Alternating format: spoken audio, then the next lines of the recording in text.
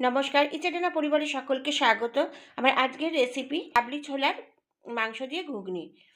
সেই জন্য আমি কড়াইতে দিয়ে দিলাম সর্ষের তেল, তার মধ্যে দিয়ে দিলাম একটু জিরে, তেজপাতা, পেঁয়াজ কুচি, টমেটো কুচি, আর দিয়ে দিচ্ছি মাংস, মাংস ছোটো করে কাটা, আলু, তার মধ্যে দিয়ে দিচ্ছি হলুদ, 2 রকমের লঙ্কার গুঁড়ো দিয়ে এবার আমি এটা একটু ভালো করে কষিয়ে নেব। তার মধ্যে এবার দিয়ে দিচ্ছি আদা রসুন বাটা, জিরের গুঁড়ো, ধনের গুঁড়ো দিয়ে আবারও আমি ভালো করে 5-10 মিনিট কষিয়ে নিয়ে এর মধ্যে দিয়ে দিচ্ছি সিদ্ধ করে রাখা আগে থেকে কাবলি ছোলা।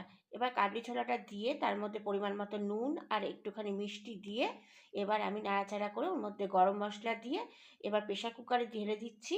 দিয়ে তার উপর থেকে ধনেপাতা ছড়িয়ে দিয়ে এবার 3 থেকে 4টে সিটি দিলেই তৈরি আমার পাঁঠার মাংস দিয়ে কাবলি ছোলার ঘুগনি। আমার এই ভিডিওটি ভালো লাগলে